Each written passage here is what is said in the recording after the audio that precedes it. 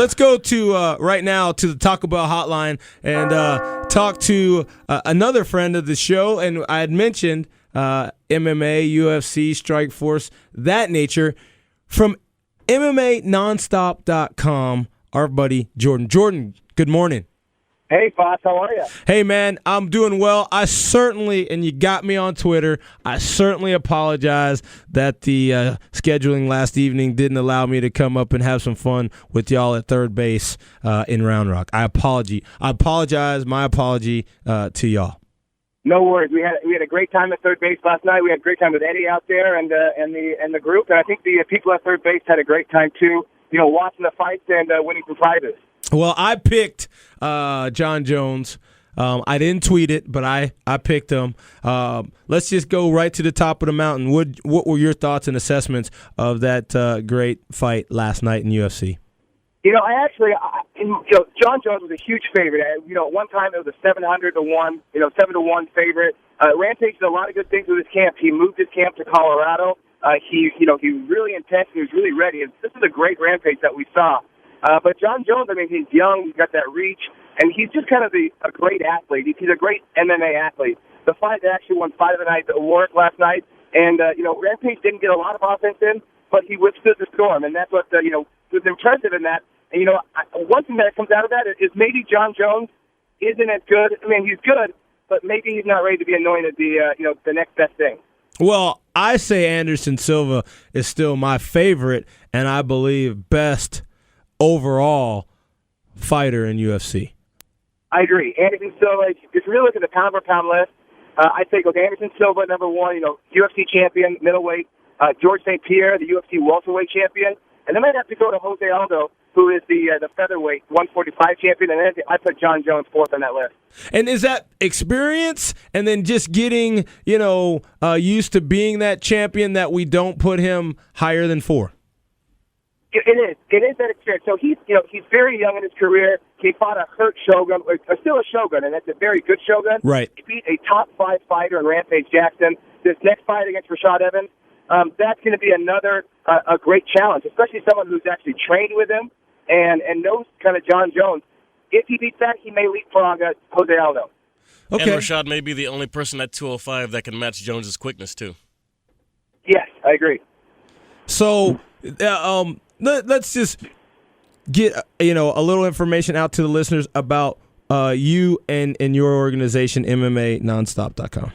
Yeah, thank you so much. MMANonstop.com is the first place for all your news and notes, and online it combines all your news from like MMA Junkie, MMA Fighting, any kind of your favorite news sources. We have them right there. We also have MMA exclusive articles written by our very own Brian Churchin and Brendan Churchin.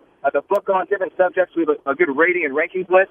We also have some weekly podcasts. This week, look for a interview with UFC lightweight champion Frankie Edgar. He's talking about his fight at UFC 136 in Houston against Gray Maynard in 2 weeks. Absolutely. And that's great to let the folks know that you are a one-stop shop for mixed martial arts and UFC, Strikeforce, combining, and a lot of other things. Again, tell the listeners about the newest partnership of Fox Sports and MMA. That's right. UFC and Fox, which is a 7-year deal a few weeks ago, that's actually going to start on November 12th. That same night is that Manny Pacquiao fight. Before that, there's going to be a 1-hour kind of UFC special kicking off that relationship with Cain Velasquez and Junior Dos Santos for the heavyweight title on free, network TV on Fox. So that's going to be very exciting. That's going to be a great fight. But really, and using FX, Fuel TV, Fox, Fox.com, UFC and Fox are going to be completely integrated. The Ultimate Fighter, which actually just started this week on Spike in its last run, is going to move to Fox and have actually live airings of the fight come next year. It's going to be a great, it's a great thing for MMA, get out in the mainstream with people, but it's a really great relationship between Fox and the UFC.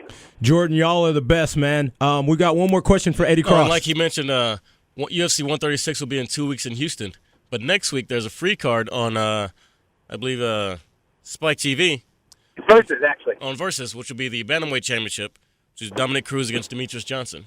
Okay. Yeah. Great fight. All right. Go ahead.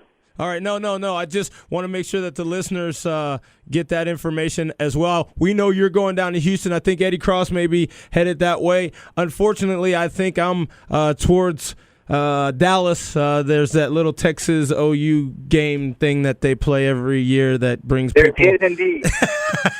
to see Big Tex at the state fairgrounds. But, man, always appreciate the insight, the knowledge. MMANonstop.com. Jordan, you and Brian do a great job. Always a pleasure to hear from you, and I'm sure we'll have you in studio. Enjoy the rest of the weekend. Come watch some football up at Legends with us for a little bit. It's a contact and collision sport as well, but thanks for all your insight. Go to MMANonstop.com. They've got everything when it comes to UFC, Strikeforce, MMA, and more. Jordan, thanks again. Thank you so much, guys. Talk to you soon. Okay.